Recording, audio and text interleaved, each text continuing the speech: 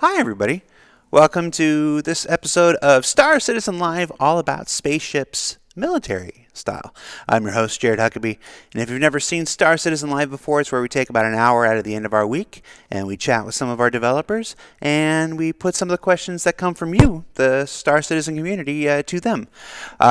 This week's show, in celebration of the launch of Invictus Launch Week today, we are doing a show themed to military vehicles. So basically, all questions related to military vehicles. We put a thread up on Spectrum earlier in the week and collected some from there. We'll also be taking questions live from folks who are watching this on Twitch right now. If you're watching the replay on YouTube, hello from the past. How's the future? Things better? Let's hope so. Joining us on the show this week, we've got two members of our esteemed vehicle teams. John, no stranger to the show. We'll start with you. Who are you? What do you do for Star Citizen? Hello, my name's John Crewe. I'm the vehicle director for Cloud The Imperium. vehicle. Oh, look, there's two of you in there. Oh, There we go. hello. We'll move that over there. Uh, John is the vehicle director. What does that mean? Because we're going to talk to Ben. He's the vehicle art Yeah. director here. What does a vehicle director do? So I look after the 5 vehicle teams in the company. So we have 2 content teams, one in the UK, one in the US. And then we have the 3 more feature-based teams. So we have the vehicle feature team in the UK, the vehicle experience team in the UK, and the vehicle technical team in the US. So it's not just looking at the actual content side, but looking at across the whole spectrum from looking after the concepts, production, vehicle features such as docking, the experience such as missile operator mode, and then the back end low level stuff that the vehicle tech team does. Gotcha. The whole spread. And Ben, who are you and what do you do for Star Citizen? I'm Ben Curtis. I'm the vehicle art director and the weapons art director for Star Citizen.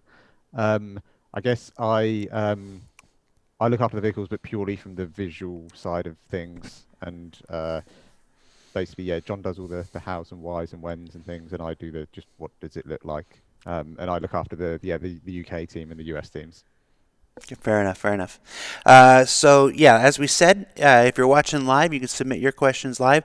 We will be attempting to focus the questions this week exclusively towards military vehicles. There may be a question here or there that apply to all vehicles in general, but for the most part, because this is Invictus and we still have IAE later in the year and everything, we're going to try to focus this one entirely on military vehicles. So with that in mind, let's start off with a kind of obvious question here. What actually separates a military vehicle from a civilian vehicle? Is this only a lore thing, or does it actually have some role in design and even art? I could take the start of this. It's no one thing. There isn't like a single defining feature that goes this makes this thing a military ship. It's a combination. So let's talk about gameplay side first. Traditionally, they are obviously more military minded, clues in the name, so they tend to be more focused on either offensive firepower than the equivalent civilian ship. So they might have more guns, they might have a larger size equipment of guns. The good example we have is the F7A Mark II Hornet, which is in Squadron. That is, on the face of it, a snazzier, sharper looking Hornet, but actually all of its weapon mounts are +1 size, so it absolutely rinses through targets. And then you also have the defensive side, so they might be more armored, they might have more countermeasures. Again, they're designed to be used in military operations where you are expected to be both attacking and being attacked, so they're geared for that. On the lore side, and maybe a little on the actual art side, that military ships in the real world now have very different things to maybe ships is we'll use ships as the analogy. On a military ship, you'd have the captain's quarters and the XO's quarters and a brig. You're probably not going to have a brig on a civilian cargo hauler because that's not not what civilians do. So the facilities on board are different. They will bring gameplay in the future, but it's that combination of stats, role, their usage, and what is inside them essentially. Yeah, and I think from a visual point of view, and John's already touched on it, but I think with the military stuff, it's a lot of the functionality is kind of what drives the visuals a little bit more than versus the civilian stuff, where we can take a few more sort of a bit more freedoms in terms of the stylings, and obviously each manufacturer still have their particular stylings, but we have manufacturers that make all sorts of ships. But I think the thing for it is that we always try and put the functionality more at the kind of like a higher priority for things like, okay, it'd be great if we could move this room here because it feels a bit nicer to walk around, but you kind of got to think, well, actually, what does that mean if you've got people that are in crew quarters and they need to get to their positions quickly and that sort of stuff. So you kind of get a little bit, I guess, a little bit more thought goes into that side of things. Yeah, a good example of where some of the lines can get a bit blurred as well is the Carrack. In lore, that was originally like the military. I don't know if it was the Explorer, or it was the advanced scout forward base thing. But the one you have is like the ex-military stock, so it still has those military features on board, but it's used for civilian purposes. So it does have that dedicated captain's quarters, but the crew, they're all in a big bunk room with shared facilities where you look at like some of the more civilian ships that everyone has individual quarters because you're not in the military, you're not conditioned to being bunking with your entire crew. You want your own little bit of space, your own facilities on board that you can just tuck away yourself. Gotcha. All right, so basically it's a mix of just all manner of things. It's role and look and history and to some extent even design and capabilities. Yeah. Okay. The number one most voted on question that we had from the thread, what can you tell us about future plans for more military ground vehicles? Obviously, we have the Nova tank making its way in with Alpha 313-1. So what can you tell us about more military ground vehicles and maybe even potentially alien military ground vehicles? People love their Tavar and Prowler. Yeah. It's something we definitely want to do, but I'm not in a position to give any specifics at this time. It's certainly something that we are looking into.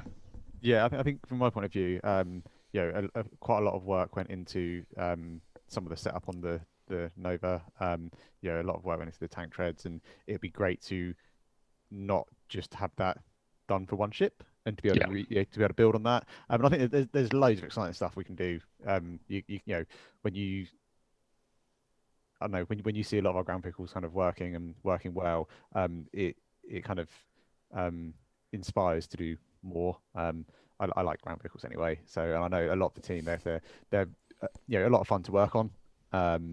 So I think yeah, I think watch this space. A lot of the questions that came up in the thread were, are you going to do this or are you going to do this? This type of vehicle or that type of vehicle. And unfortunately, a live stream on a Friday is not where we would typically announce a new vehicle or our intentions to do a new vehicle in some way, shape, or form. So while we do appreciate all those questions that came in, these things do have very specific rollouts and stuff and plans and stuff like that throughout the year. So that's where we don't announce them on a Q&A live stream. That's not where we do it. Like Ben said, though, we don't want to just do work for, like, we've done the Nova tank. That's going to be the only vehicle in the game that's ever going to have tank treads. We want to have some use out of it. I think if you even look at the old Nova tank concepts, there was a hover version in there originally, which would use our existing Gravlev. I saw Ben's eyes go very wide there. So there's certainly lots of options we can pursue. And I think as we were producing the tank, even in our review meetings and things, a lot of ideas were thrown around, like, it'd be great if we could do X and great if we could do Y, and it's like it would be, like, absolutely. So I hope so. And everybody knows the way that we prefer to announce our ships is to have them data mined from game files. So, how rare are military-based capital ships like the Polaris supposed to be? And is the rarity even a factor anymore after they've been made available year after year after year? I think the only aspect of that I can touch on in my role is like the factor of it from a design and sort of gameplay experience side. It's not something that we factor in, because if we take the current scenario now, imagine a world where we'd released a ship that there was only 50 of them ever created, and from a gameplay side, we have to consider the scenario that all 50 of those would turn up in the server right now today and not destroy everything and have an equal and enjoyable experience. So from my side, as the gameplay side, the rarity of them is not a factor. We have to consider those sort of scenarios. And of course, as the scale of the game changes, year after year, as the game continues to grow, as more tech comes online, as more backers enter the community and stuff, all of those scale numbers change and shift, and they grow along with it. I know it very commonly, throughout Star Citizen's history, there's been, there will only be this many ships, and then 2 years later there's more, and then there's 2 years later there's more. It's like, well, because it's a percentage of the overall population that we're aiming for, and as the population grows, so too can the number of these ones that are offered to the community. So let's see, what else do we got from the chat? Let's look for something from the chat. When you look at the list of military vehicles that are in game right now, scroll by. What do you see as still missing or needs to be filled out more?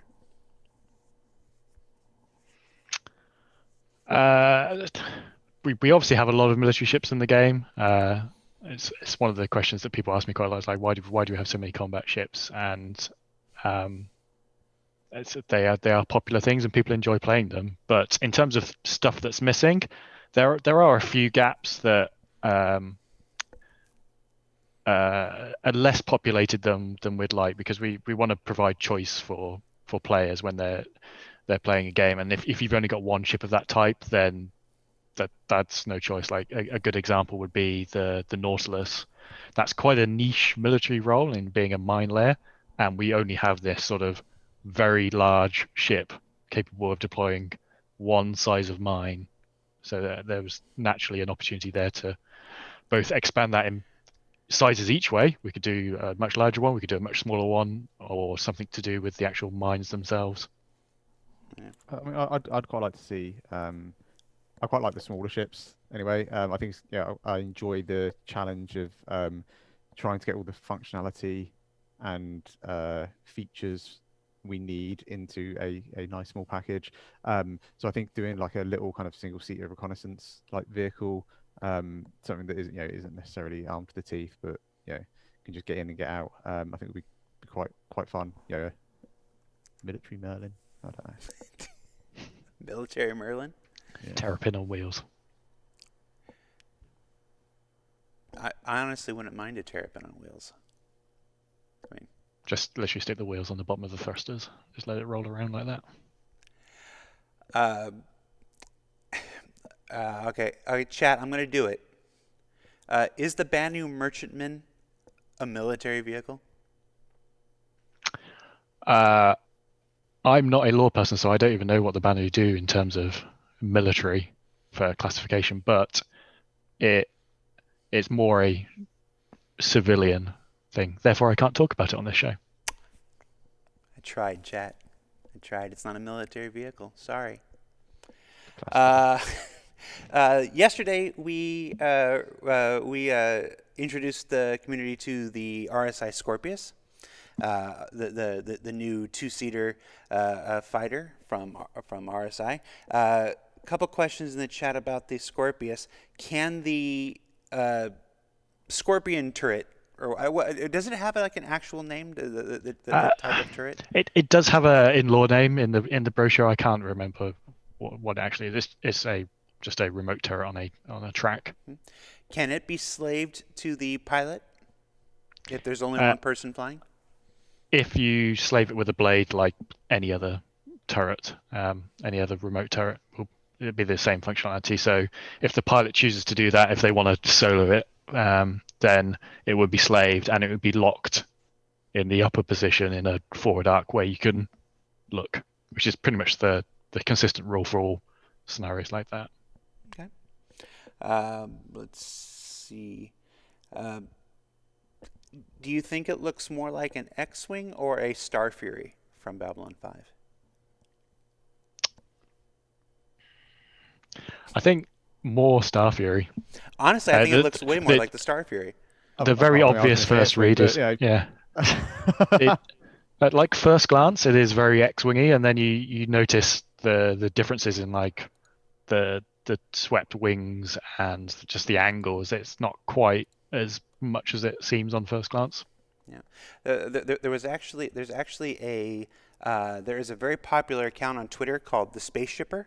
We're going to throw a little plug out to the Spaceshipper there. Wonderful account that tracks the development of spaceships in all genre and media and stuff like this. And I actually reached out to him and I asked him how many different X silhouetted ships have existed in sci-fi, and he sent me a list of 11 different X-shaped sci-fi ships going all the way back to 1929 and La Femme sur la Lune, which is a French sci-fi film whose name I just butchered.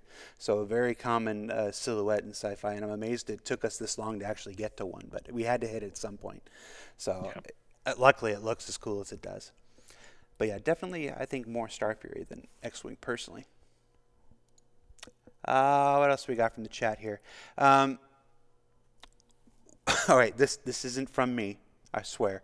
When the Genesis Starliner was first introduced, there was a mention of a military troop transport variant, as well as mentions of the Star Seeker and Star Hunter variants as well. Are these actual variants plans or just ideas to be considered?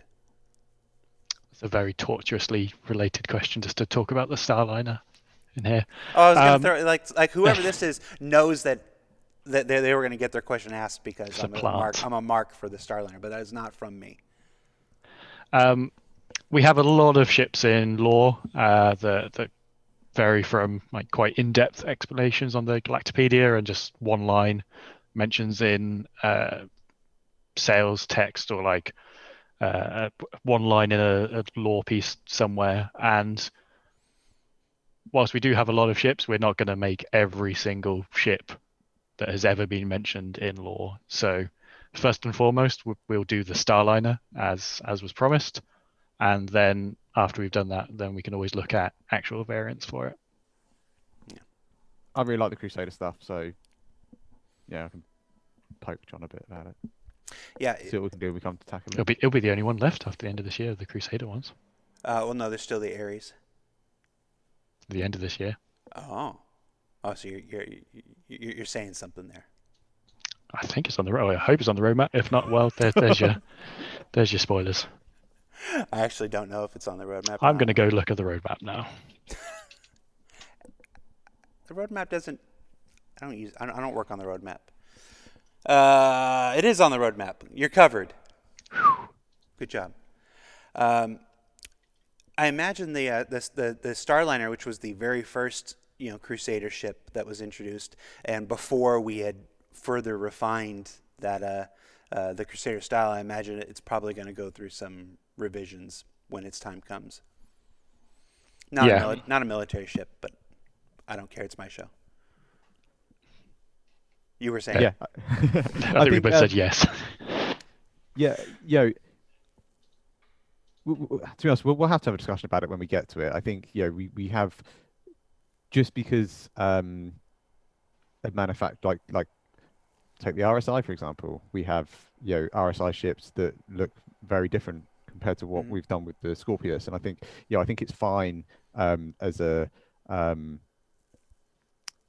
universe with all these manufacturers in it to have different ages of the same manufacturer. You look at 1985 Fords versus Fords today, and that's in a relatively short period of time that they've been making their cars. And yeah, I think so. I I don't want to be in a position where all of our ships look, you know, Like variants of each other. yeah, exactly. Yeah. But I do think it's really important that we have kind of common language and the kind of like the core kind of elements of the design language for a particular manufacturer to be you want to be able to walk onto a ship and know who made it, Right. like from the start, if you know what I mean. And I think I'd rather focus on that side of things than making things, always feel like, say, just a variant of the same thing. It's been pulled out a bit and the wings have been made a bit wider and stick a load more seats in it and job done. Oh yeah. Now, to your point, like a 67 Mustang, Ford Mustang doesn't look a whole lot like a 97 Ford Mustang, and doesn't look like a 2007 Ford Mustang. Those are only 20-year Yeah, I mean, Mustang's gaps, had that kind of and we've got awkward period, 100-year didn't they? gaps in some of our Yeah. ships. So Yeah. I hear you. And then even in the present time, like a company like Mitsubishi makes, a 3000 GT, makes an Eclipse. They also make an 18-wheeler, a long haul tractor trailer, and they make TVs, and they don't look anything alike. So, all right, fine, chat. I'll ask. What can you tell us about the Polaris? Anything? What ship? Sorry, The Polaris? I don't know. Don't know what it is. It's another RSI ship. It was Might come in quickly. it's like a torpedo-y kind of thing. Oh, that one. So I'll give the ever popular answer of it is not in active development right now as of this second as I talk. But we have done a complete concept update pass on it. So when it is ready to go into production, it is all there, all worked out. All the corridors and rooms have been brought up to modern standards for all the metrics, all the usables. We've pulled in a lot of reference from the Bengal interior into it, so it's all the RSI interiors. Like the Mantis took inspiration from the Connie, and you can see it, but they're not the same. And it's similar between RSI's larger capital ships, Bengal, Polaris, and between those two, that it is the Mantis and Constellation. And the other thing that's the big change on the Polaris is it did get a bit bigger, as all things do, but the trade-off for that is now the hangar is to the standardized metric for the fighter size class that it's supposed to hold. So it's not a very weird size that it was. It is a standard, like, I always forget what the player facing category is, but internally dev side it's an extra small one. So that's your Gladises, Sabres, they will all fit in there, and a Scorpius. Right. So the Scorpius will fit inside the hangar in its folded wings back position. Right. Don't try to. I mean, it will fit in if you put it the other way. You just might not have your wings left. I know what people are like. All right. So yeah, it's many of the questions we're hitting that part of the show here where a lot of the questions in the threads were, can you give us an update on this ship, and can you give us an update on this ship? I do want to say, using John's answer for the Polaris as a baseline here, not every ship is in active development at all times. So sometimes when you're not hearing about a ship, it's because there is no new information to give about the ship. It's not in active development. So keep that in mind when measuring your expectations for some of these answers here. It's very much kind of dependent on we may have few big ships in active development, or we have lots of little ships in active development, or some ships we might jump on, do a bit of work on, and then actually something else comes in. And so that's a good point there. I think it is caveated on the roadmap tracker that I see the comments on Spectrum and Reddit a lot of, this ship on the roadmap stops in this quarter.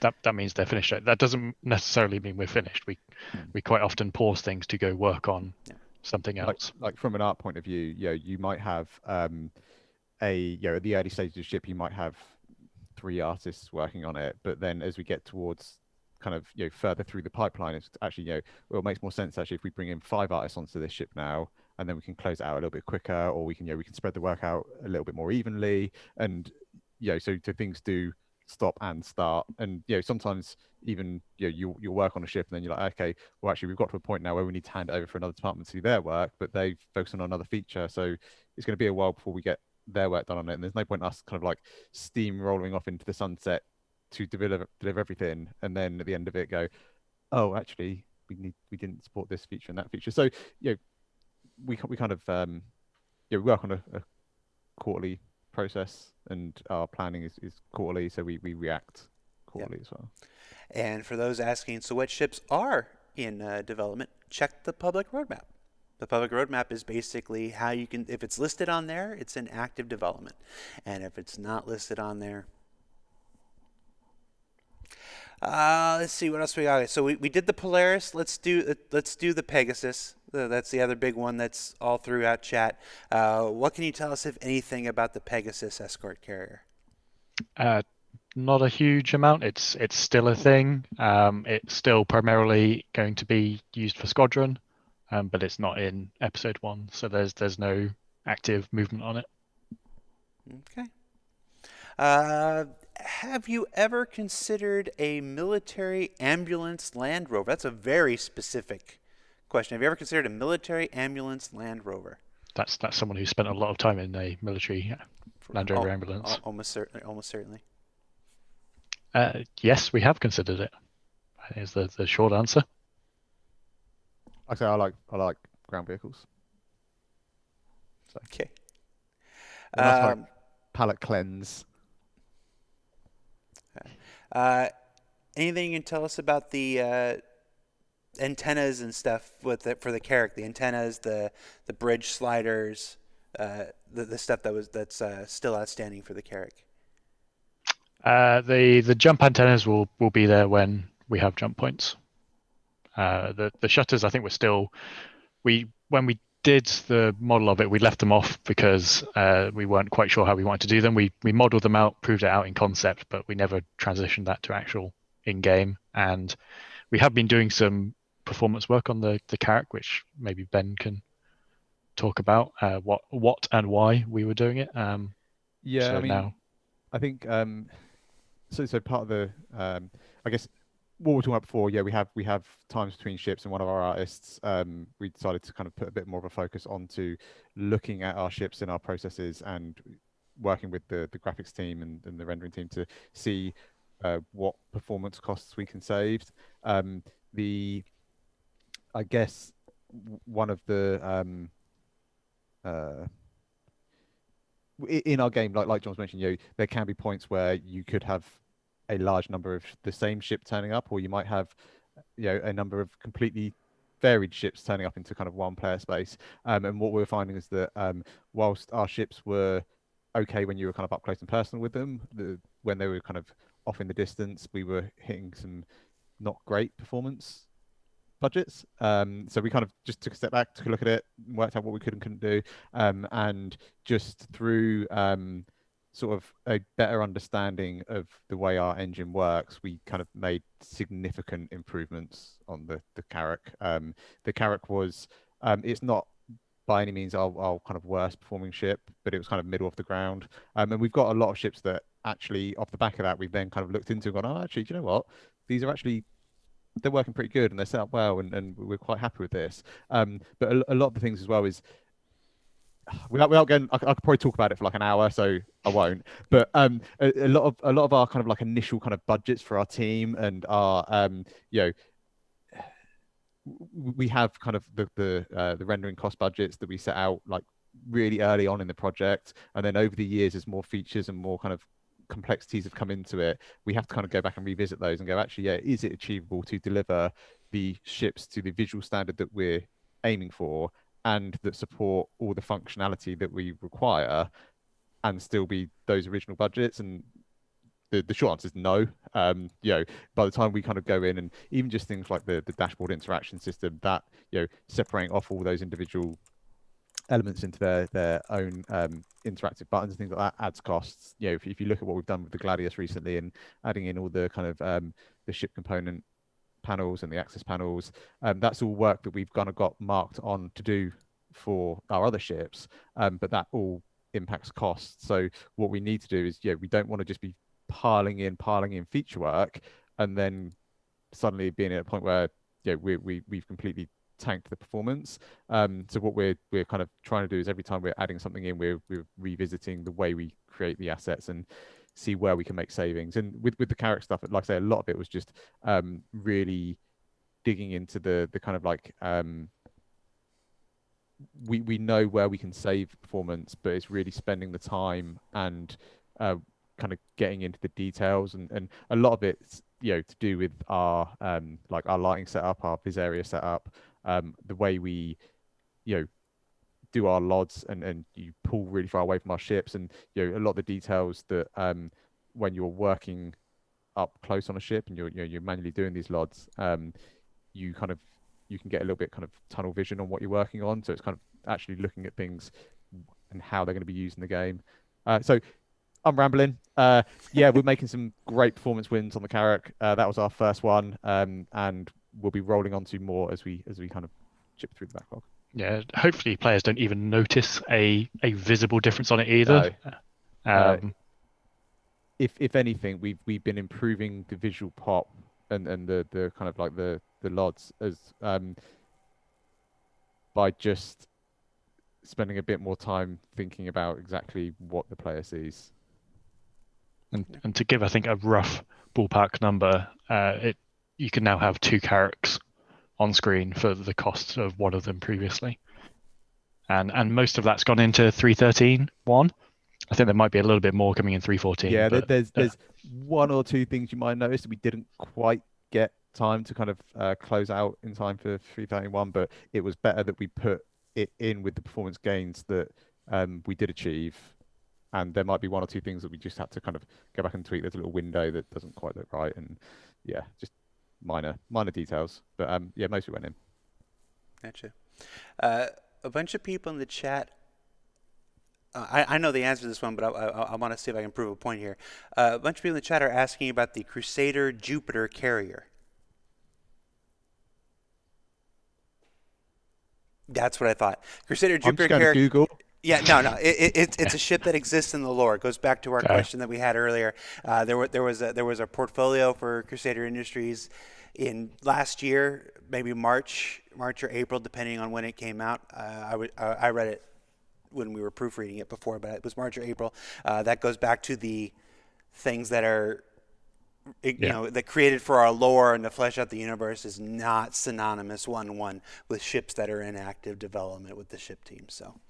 So I thought I would ask specifically to prove that point that we just made before. We're not playing with you or trying to hide anything. They're separate. We can pull from that, for inspiration and stuff, at times, but we're not going to create every single ship that exists in the lore of our universe. When you create a galaxy, has to be thousands and thousands and thousands of ships that populate it. So separate worlds.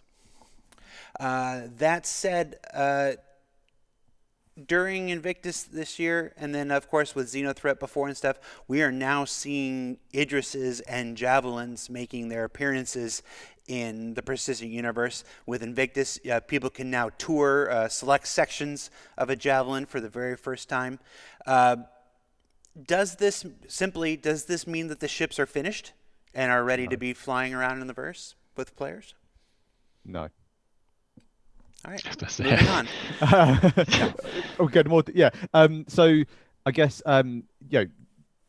most people have probably seen that when we originally released the Javelin or the Idris, can't remember, one of them into the PU, that people were stealing it and glitching inside it, and you can probably tell that the interiors aren't done. If you look at the Javelin, there's a bunch of work to get it to where it was for the tour, but beyond that, there is some areas of the ship that are complete, some that just are a little diagram on our internal compliments page to tell us what's going to be in that area.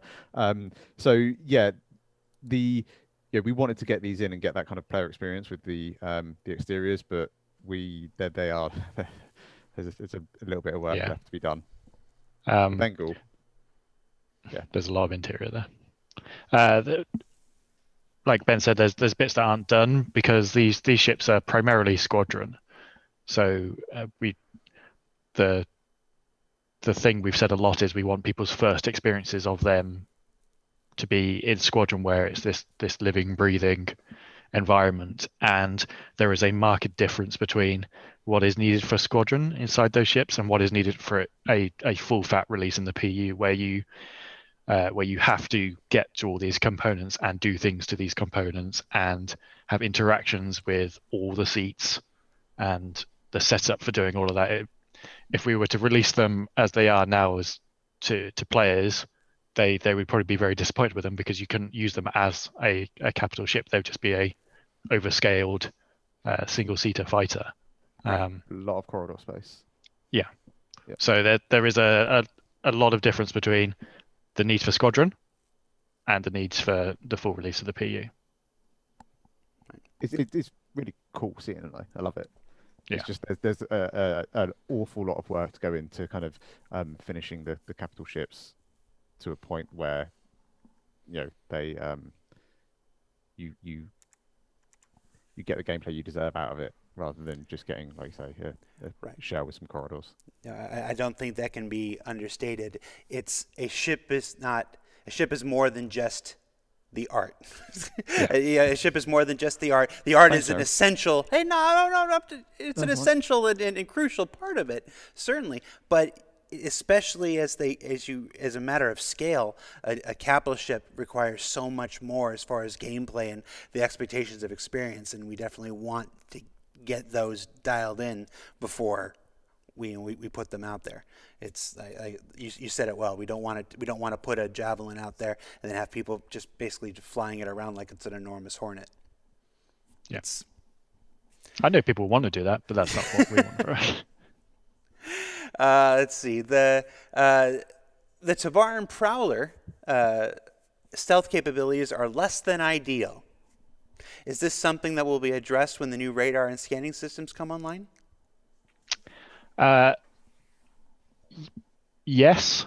The new radar and scanning system is quite a large change that sort of I don't know how to phrase it. It doesn't reset everything, but it makes the whole system nothing like the current system.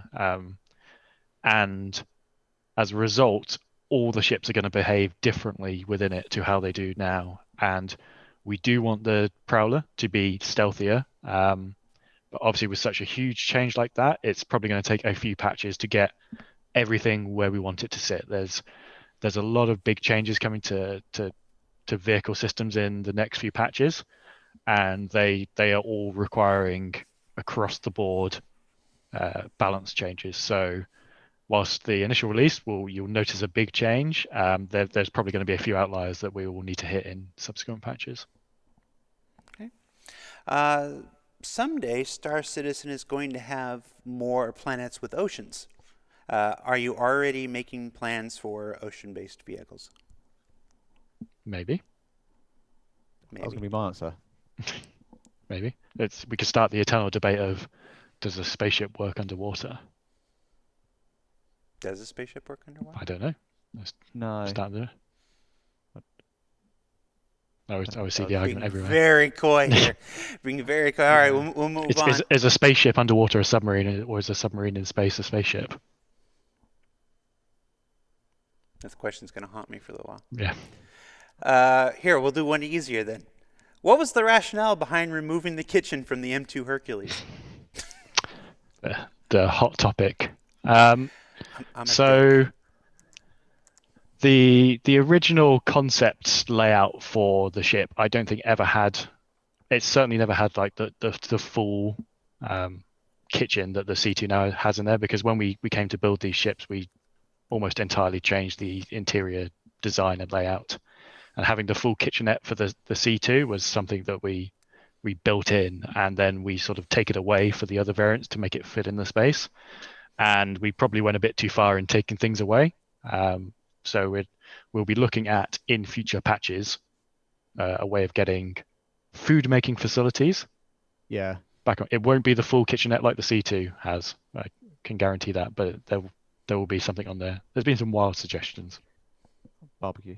It's a little bit odd as well because I was actually supposed to be doing it today, but haven't quite got to it yet. But the looking at the different modules we have for all three variants and what we share between all three variants, you're like, oh yeah, okay, this feels kind of like quite natural, and then you're like, oh no, but that in the next variant puts it, right next to the armor. Well, why would you want to be like, oh, I don't know, making your coffee, getting you armored up? Maybe that works. But yeah, trying to find like a natural place for it to fit we'll work something out. Yeah, the M2 and A2 again is another problem where there is very limited like commonality between the two of them internally. Yeah. At least we got a toilet next to the seats. Just a hot plate that sits on top of the power plant.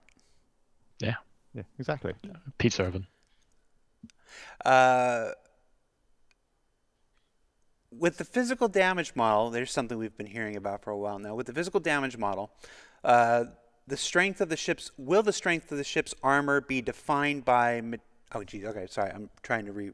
With the physical damage model, the strength of the ship's armor will be defined by material and thickness.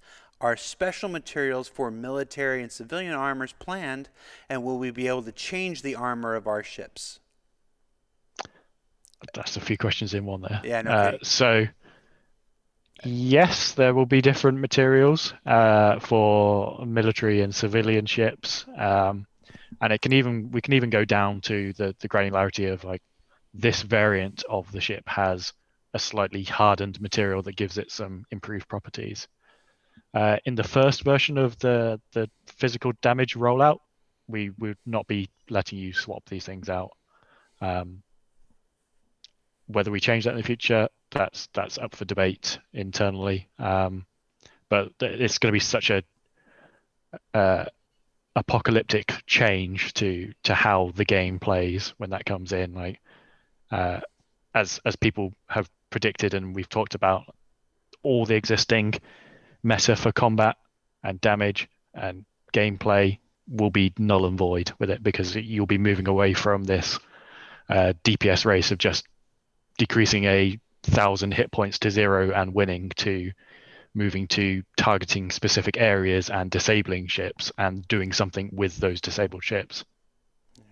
Yeah, I think if you go ahead, think about like the sort of like the sports car analogy, and you get you can get a Porsche that is all aluminium or all metal, and then you get the top version, the GT3 or whatever that is completely stripped back, and it's got the carbon it's got carbon fiber body panels and carbon roof or whatever it might be. And I guess that's a similar approach we may or may not take to some of our ships.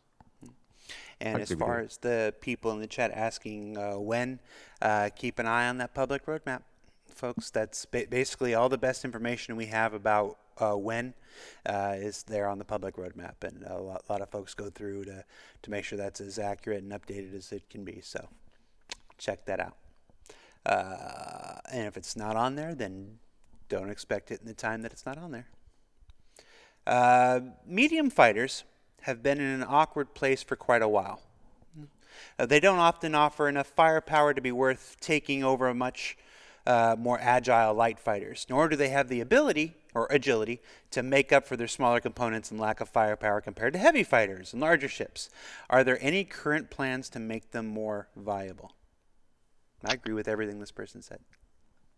Yes, and this is another thing that we could probably spend an hour alone talking about. I briefly mentioned it earlier with the radar and scanning stuff. So there are other features coming. It's what's to refer to as capacitors, but we're probably going to rebrand it slightly to something more better player facing, because capacitors can give a slightly different impression on what they actually do. But as a result of that, we are literally changing the stats on every single spaceship. So they are all having changes done to not only handling, but health. All the weapons are having some changes done to them in terms of lethality. Ballistic weapons having changes done to their ammo count. So again, it's going to be a huge change, and all the ships are going to have a big shuffle around in terms of their combat prowess. And hopefully, as a result of that, certainly from our internal testing, it seems to be the case, that those medium fighters are in a better place because they seem to get overshadowed by the light and the heavy fighters. Everyone just goes, if I want agility, light fighter. If I want to go tankiness, go heavy fighter. And the Hornets in the middle are like, what about me? Yeah. And I understand there's some discussion going on right now about the ship archetypes and light fighters, medium fighters, heavy fighters. Like maybe those designations will change in the future or something. Yeah, they might change in name, but the roles won't really change. But they might just sort of get lumped together in more clear-cut categories. Right. We're going to see if we can't dive a little bit more into ship archetypes and stuff maybe next quarter for folks who are wondering. It's still being worked out at the moment. It would be irresponsible to talk too much about it right now. But when we get it more in line, we'll cover that. The Nova's main gun has a range of 1.5 kilometers, and that's way too short. Will you consider adjusting it? Yes. So we did some very last minute changes before 3.13.1 went live to fix some issues, and it sort of it fixed those issues, but didn't hit all the goals we wanted, and the lack of range was an unfortunate casualty of that. So we'll be looking at that again. As kind of a follow-up to the physicalized damage question there, what is the time to kill supposed to be? Like, when all is said and done, we talk a lot about the changes. You just called it an apocalyptic change, to the future. I'm sure I'm going to regret saying apocalyptic. Oh yeah, they're already memeing it. So when we're talking about when the new radar, when the new scanning, when the new physicalized damage, when the item components, when the archetype switchover happens, when all is said and done, what are we aiming towards? What are we working towards? What how long is it supposed to take to kill something like a Constellation versus something like an Idris? And I'm not asking for like specific seconds or anything, but just in general, talk to us about what we're working towards here. It's a very hard question to answer because there are so many systems at play there. Even with those two like examples of an Idris and Constellation, like if the Idris hits you with that railgun fully charged out the gate, it's going to be seconds. If they miss, then it's going to be much longer. But as a general broad, extremely broad, don't hold me to this in many patches time, it is not going to be the short like 10-15 seconds that we can experience now in those scenarios where fights are over before you know it. And if you get two good players together, they might stretch to a minute or two dogfighting. It is going to be longer than that, but the experience in that combat will be, whilst it might take a greater time, the actual combat within that time will be a much more intense and exciting thing. Yeah, I think obviously this is really one for John to answer, but from my point of view, I guess player skills are going to play a massive input into it. Like you kind of just said, I'm an old World of Warcraft player, and you think some of the boss fights there, you get some of those can take a decent amount of time, but then by the time you get it down, you know exactly what you're doing. That you can speed run most things. But that's it's going to be really exciting when we kind of when we get all these systems on and you can actually have a group conflict with your mates against kind of, I would like playing a bit of the underdog, if that so you try and take out some of these big mean capital ships. It's gonna be awesome. Yeah, the combat now is definitely not how it's going to be, with not even in the next few patches, but let alone with physical damage, because the combat till then is very much time to kill. Like the outcome of combat is somebody explodes every single time, and that's the only outcome there is at the moment. And the chance of that happening with physical damage is radically reduced, because that's only going to happen like if you do a critical hit to their power plant and it explodes. You're much more likely to then have a disabled ship that either needs boarding or salvaging or tractor beaming away. And then on the flip side of that, it's you in your disabled ship figuring out what you are now going to do as a result of your ship being damaged, because previously you'd just be dead and there's no choice there. But do you stay with your wreck? Do you fight off the attackers? Do you hide on board your ship and hope they don't come and find you? Do you call for backup? It's just going to change everything. Yeah, I think like physical damage for me is really exciting, but also really scary. Because like from an art point of view, it then does, the way we make our ships has a real impact on their performance. And yes, we will be balancing things with the materials used, and that that will be like how we kind of balance the ships out. But if we always get a little bit of stick for, oh, there's a big empty bit of space behind this wall and that sort of stuff, and it's like, well, that might not necessarily be such a bad thing when you get to proper hull thicknesses and physical damage, and having all your main systems just exposed across the main core of the ship and being there right for the picking versus having them nicely tucked away in the belly of the ship, can make a big difference to the way the ships are going to behave and how combat's going to feel. So yeah, it's super exciting, but a little bit scary. Yeah, there's a lot of content changes will be done to support it, and like, even if it was just a data behind the scenes data change, it's a big change, but the content side just makes it this huge thing. Right. Remind folks in the chat that today's show is about military vehicles, so if you're asking about things like the Constellation and stuff, that's not for this show. I will say, do you have anything planned for the Gladius? It's kind of in a sorry state right now.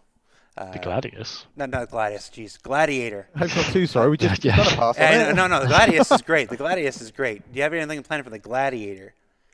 The Gladiator. Yeah, we're aware of where it sits. It's not ideal. A few patches back, we did actually do sort of. It wasn't particularly publicized, but it did have some behind-the-scenes tuning done on it to try and boost its ranking up the analytics, and it did actually have a good impact on that, especially with Xena threat, where torpedoes became a menace. It had some very big flaws that were in the setup that had gone untouched for a while. So the bomb bay doors, they only had like 50 health, which is a stiff breeze, and so when you shot them, you lost half your torpedoes because they were attached to the doors. So we buffed them up. We buffed some of the wing mounts, like the gun mounts on the wings, but the actual where the wings attached to the body, because again they had far too low hit points, and just a strafing shot across the ship, you could, if you did it from underneath, you would hit the bomb bay, it would lose all of its torpedoes. You would hit a wing, blow that off, you've lost half your guns, half your missiles. So we did do that pass. From an art side, I think the turret probably is the biggest offender of. It's very much our old methodology of doing turrets, where you're sat in a turret and the pitch is your neck, which isn't a great experience for keeping everything in view, compared to our more modern ships where you sit in a almost ball turret and it moves. And for me personally, that's where I want to go with all our turrets, is have that, because it provides a consistent experience across the board. You don't have these weird turrets where I'm in this turret and I look up and down and my neck moves, or my neck moves that way because it's fixed, but you're keeping it one-to-one with your inputs. John likes to just cause headaches for me. Yeah. And the team to solve. Yeah, pretty much. JD Binge, the M50. Is the M50 a military ship? It's not a military ship. It's a racer ship. It's a racer / interceptor. Yeah. I don't think that makes it a military ship, though. I don't remember it having. Half a question by being half a military ship. What can you tell us about the M50? Anything? Is there anything new planned for it? I know it was going to get different engines at one point. Yeah, we still have those second engines to make, but it's just gone down the priority list of things. Like the art is done, but it requires some work from the tech team, because we have two ways to set it up, and one is a bad way of setting it up that would get it sooner, and one is the correct way of doing it. The problem being it has two thrusters on the back, and swapping it out changes it to one thruster. So we need to make sure IFCS handles that scenario, which is not a common scenario, where we tune a ship and then by attaching an item you lose half your main thrust. So it needs to work with that, and we want to do it the proper way, because then that will allow us to do it to other ships in the future. Okay. We have got 5 minutes left, so let's see if we can do some. Let's see if we can do some lightning round stuff here. See how many of these we can squeeze in before we're done. What's missing in game to make dropships necessary to carry troops? Nowadays, you can carry like 5 players in the back of a 100i, or even 20 in a Cutlass Black. So why would anyone use a dropship? The classic clown car question. The big thing that will stop this, or maybe not stop, because I know how tenacious people are doing things, that will disincentivize it, will be the life support system. So the ships are all going to have a life support item on there, and that life support item is going to be tuned for that ship and that ship's crew. So its life support generates the oxygen and scrubs all the carbon dioxide out. So it will be filling it at a rate that the designated crew can consume. So if you've suddenly got 5 people in the back of your 100i that's only designed to take 1 person, you're going to be using the air 5 times quicker than the system can produce it at a very basic, simplistic level. So I guess the air is going to run out, and you're going to be stuck in your spacesuits, and then you're going to use your spacesuit air, and then bad things are going to happen. It looks a lot cooler as well, doesn't it? Rather than like trying to just farm a bunch of people out the back of a 100 to actually be like proper dropship.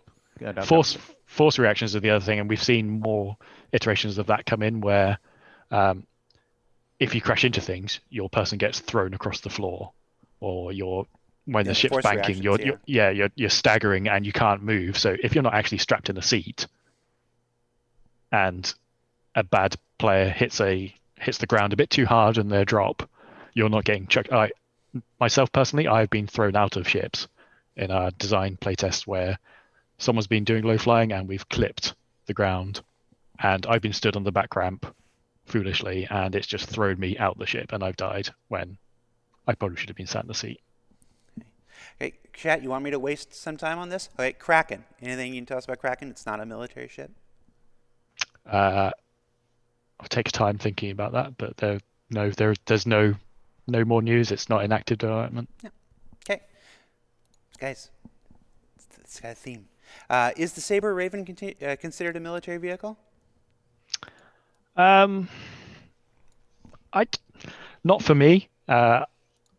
That's not to say there is a line of law somewhere that says it is a military vehicle, but it is, for me, it's not to the same military standard as the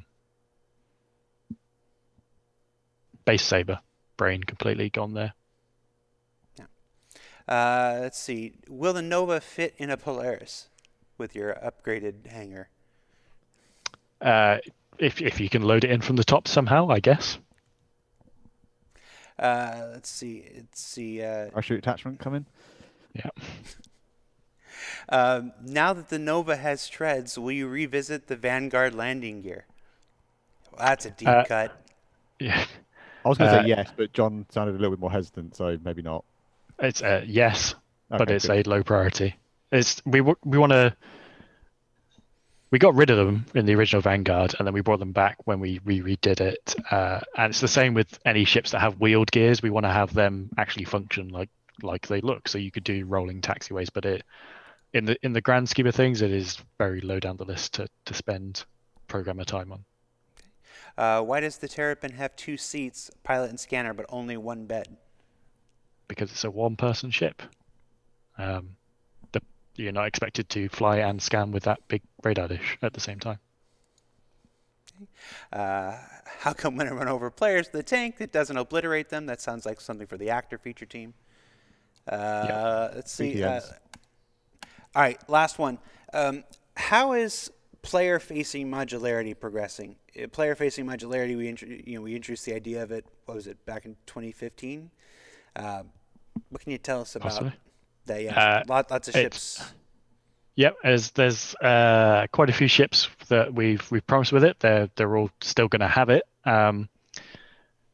We in the near future are putting the vehicle tech team on actually doing the tech to allow this, and we're going to start with the Retaliator, and they are simply working on the tech first, and we want to get that functional, and then we will work out when we release the actual modules. They may not be the same time frame. You may get the tech in first and then spend a quarter or two working on those modules because they were done quite a long time ago. They're like the seats are not quite to the current standards. So we will do that. The technical issue with it at the moment is we need to have object containers for these rooms that swap out. They need to be items that swap in and out, but we need to have that link between the contents of that room and the parent ship. So on the Retaliator, you have those torpedoes, so they need to be self-contained within this room. You detach it, and you can put another room in there. Because if you did that at the moment, you just have these two torpedo arms dangling through your recreation room. So it is planned. We're still working on it. It's not a cut feature like I see plenty of people saying that we're never doing it again, and we just do it in select circumstances. Not every ship is going to have a modular feature. Yeah. And again, that. Oh, go ahead. So I was saying that kind of touches on the the feature team may have time in their schedule to be tackling some of this stuff, but that might not necessarily align fully. Where possible, we're always trying to line this stuff up, but the company's pretty big and everyone's working on a lot of things at once, so it's not always the case that we can go, okay, cool, the feature team is finished on X week, and then Y week we just start on the art, because sometimes Y week might be 2 months away from closing out a capital ship or a single seat or whatever it might be, that we actually we need laser focus on this, and we can't afford to just like up and leave to finish that. Priorities. Yep. All right, gentlemen, that's it. Thank you so much for taking the time. We're actually over time now, so I got to let you go. I know you got reviews to get to. Folks, 3.13.1 is live on the live servers now. Invictus Launch Week begins today. If I'm not mistaken, sometime during this show or earlier, a new trailer for Invictus went out. You can check that out too. Be sure you log into the game every day over the next week to check out all the different events. Be sure you check out Spectrum. There's a bunch of different contests and activities going on along with the in-game stuff, and of course across all social media. So there's lots to do this week. Check it out. The Scorpia should now be available to everyone who's interested in that. So we showcased that on ISC yesterday. You can check out the website now to learn more about that. And of course, come every day this week, there'll be new manufacturer days throughout Invictus. And who knows what's coming? I actually don't. I'm saying who knows. I'm not part of that anymore. I don't know. So check it out. And for those asking, yes, the Pico balls are real. I wasn't like lying last time. There's 9 of them. There's 9 of them. Nobody's still found them yet. For Star Citizen Live, I'm Jared. That's Ben. That's John. We'll see you next week, everybody. Take care. Cheers. Cheers.